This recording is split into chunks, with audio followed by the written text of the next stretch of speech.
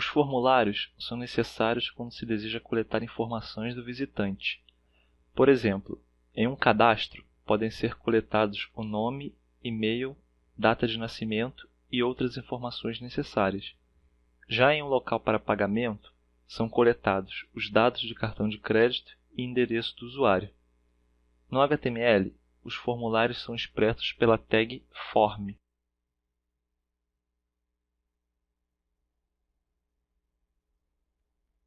E são sempre acompanhados dos atributos action, indicando a URL de destino do formulário, ou seja, onde as informações serão postadas, e também o atributo method, indicando se o tipo da postagem será get ou post. No protocolo HTTP utilizado na web, os métodos get e post possuem comportamentos diferentes. O método get utiliza a própria URL para enviar dados ao servidor, separando os dados do formulário por um sinal de interrogação e por vários sinais de e-comercial. Um exemplo do get pode ser visto quando fazemos buscas no Google.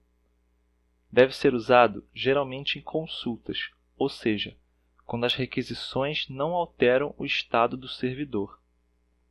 Já o método post envia os dados colocando-os no corpo da mensagem, escondidos da URL. Deve ser utilizado sempre que o estado do servidor for alterado, por exemplo, no cadastro de um novo usuário no banco de dados. As definições de get e post podem se estender por muito mais além disso. Recomendo a leitura de artigos para se aprofundar melhor sobre o assunto. Por agora, isso nos basta para prosseguirmos com o formulário. Além desses atributos, os formulários podem possuir os atributos target, para especificar como a janela se comportará no envio do formulário, ou seja, se será na mesma janela, se abrirá uma nova aba, etc. E também o atributo enctype, em que especificamos os tipos de dados que estamos postando para o servidor. Existem apenas dois valores. O primeiro e padrão é o application/x-www-form-url encoded, que é o método padrão de envio de formulários, e o segundo é o multipart/form-data, que é utilizado quando se deseja enviar dados binários ao formulário, como imagens, músicas ou qualquer outro tipo de arquivo. Prevendo os diferentes cenários possíveis, o HTML fornece diversos tipos de campos para formulários.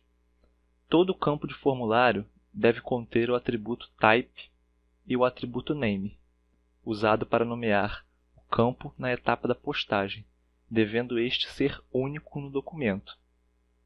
Juntamente com os campos de formulário, podem ser utilizados os elementos label, para representar a legenda do campo em questão.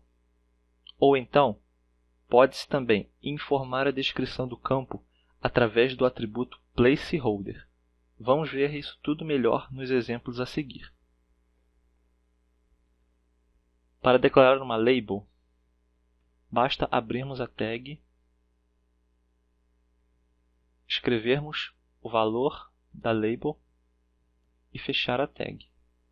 Os campos do tipo texto são declarados com a tag input com o type text. As tags input também são simples, ou seja, não é necessário abrir e fechar a tag. Vamos criar outro campo do tipo texto, mas dessa vez com o valor já inicializado no campo, através do atributo value.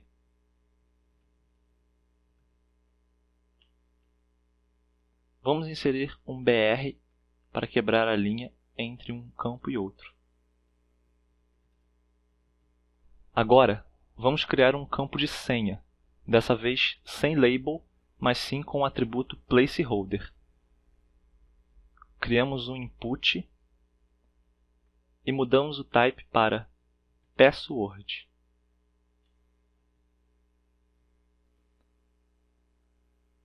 Incluímos o atributo placeholder com o valor senha. E conforme digitamos no campo, podemos ver que os caracteres ficam ocultos, ou seja, ficam protegidos. Vamos criar mais um campo, dessa vez um campo de texto multilinha. É o chamado text area.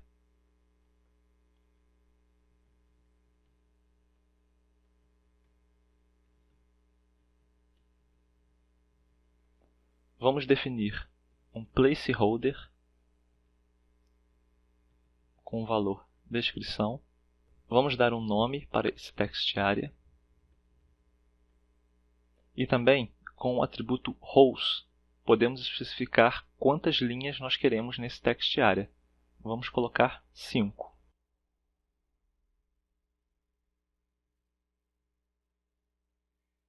Outro campo bastante utilizado é o checkbox. Vamos declarar outro input. Primeiro, a label. Vamos escrever receber notícias. O nosso input será do tipo checkbox name notícias e pronto. O checkbox é usado quando nenhuma ou várias alternativas podem ser marcadas em um formulário. Vamos agora criar um elemento radio button.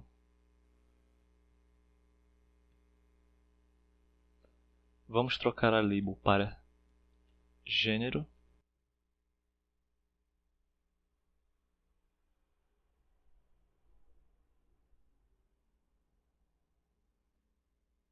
E agora teremos duas opções, masculino e feminino. Vamos trocar o type para rádio, o name para gênero, o value do primeiro campo será M, e ao lado escrevemos masculino.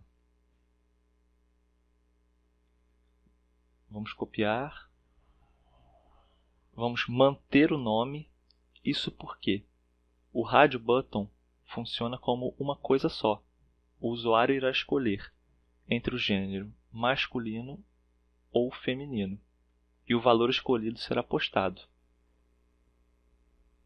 Dessa forma, a diferença entre o checkbox e o radio button é que o radio button, o usuário somente poderá marcar uma opção.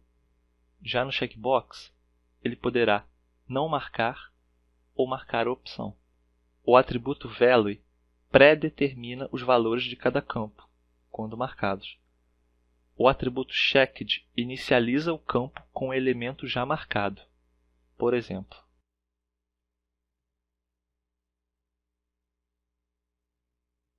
dessa forma, nosso formulário já inicializa os radio buttons com a opção masculino checada.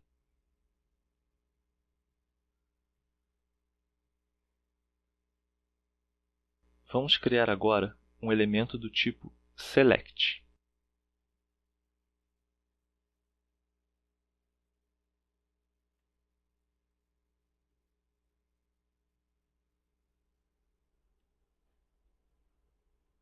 Primeiro abrimos uma tag select e dentro da tag select incluímos as opções através das tags option. Devemos declarar em cada tag option um value, que será o valor postado no formulário,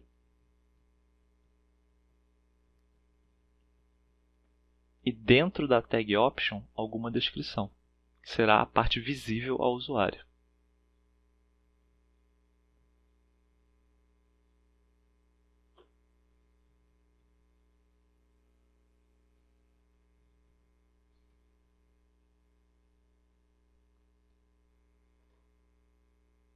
Os selects geralmente também são chamados de drop-downs. Caso você queira disponibilizar uma múltipla escolha em um select, basta incluirmos o atributo multiple com o valor multiple em nosso select. E pronto. Ele passa a ser de múltipla escolha.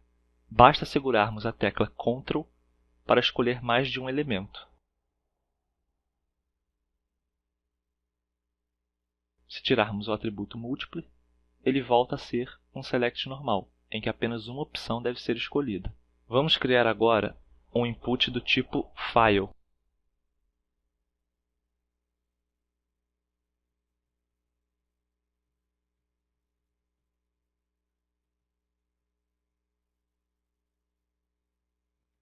Criamos uma tag input do tipo file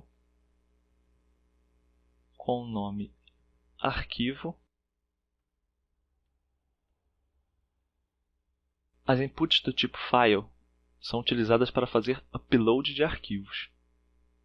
Caso você esteja trabalhando com tipos específicos de arquivos, podemos utilizar o atributo accept e passar o tipo de arquivo que estamos querendo. No nosso exemplo, o tipo image/* faz o campo aceitar qualquer arquivo que seja do tipo imagem.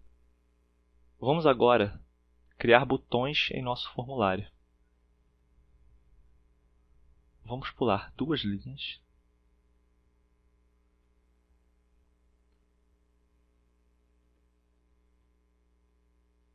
O primeiro botão é o botão do tipo Submit.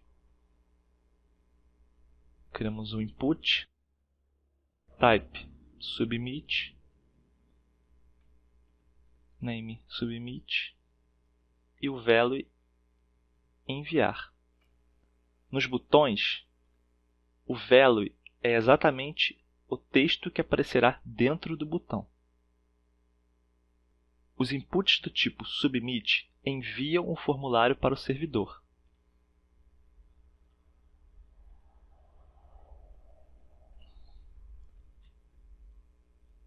Outro input do tipo reset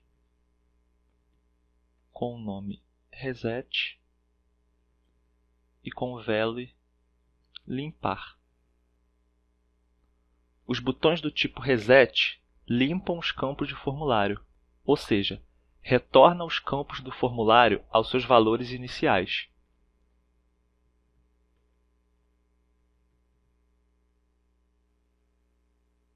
Podemos também criar outros 2 tipos de botão.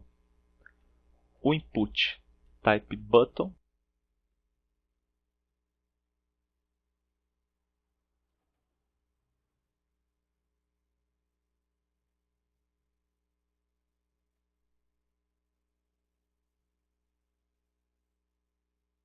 que é simplesmente um botão, não envia nem limpa o formulário, mas pode ser usado com algum objetivo utilizando o JavaScript. E o input type image,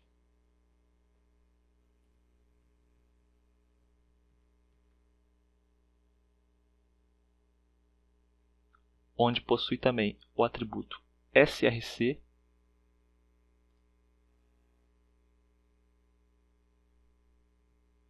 que define a imagem do botão, ou seja, é um botão que não possui texto, mas sim uma imagem de fundo.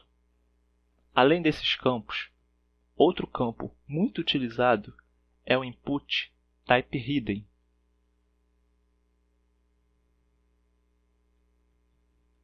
Input type hidden.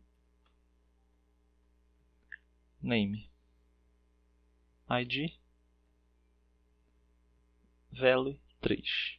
Os campos hidden ou ocultos não são visíveis ao usuário e geralmente contêm dados necessários no envio do formulário, como o ID de algo no banco de dados ou a numeração da página de navegação atual. É importante deixar claro que os atributos placeholder não funcionam como valores pré-definidos. Eles apenas inserem uma espécie de marca d'água indicando a descrição dos elementos. Para inicializar um campo com um valor pré-definido, devemos utilizar o value. Na próxima aula, vamos aprender a utilizar os hiperlinks. Até mais!